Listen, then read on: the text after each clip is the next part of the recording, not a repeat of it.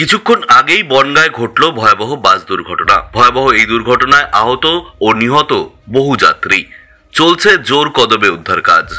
তবে ভয়াবহ এই বাস দুর্ঘটনাটি বনগাঁর কখন, কোথায়, কিভাবে ঘটেছে, এই দুর্ঘটনায় কতজন আহত হয়েছেন এবং কতজন নিহত হয়েছেন, বর্তমানে কি পরিস্থিতি সেখানকার, কি জানা যাচ্ছে এই মুহূর্তে, জানবেন বিস্তারিত ভিডিওতে।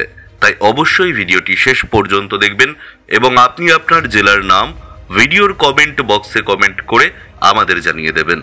আপনার জেলার নতুন কোনো খবর বেরিয়ে এলে আমরা আপনাকে জানিয়ে দেব।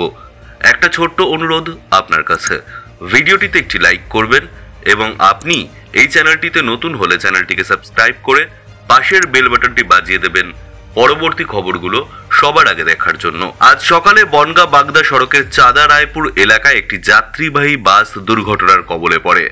এই দুর্ঘটনায় অন্তত 30 জন যাত্রী আহত হয়েছেন, যাদের মধ্যে বেশ কয়েকজনের অবস্থা আশঙ্কাজনক।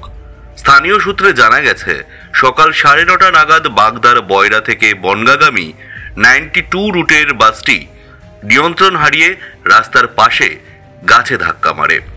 দুর্ঘটনার পরপরই স্থানীয়রা এবং পুলিশ ঘটনাস্থলে পৌঁছে উদ্ধার কার্য শুরু করে।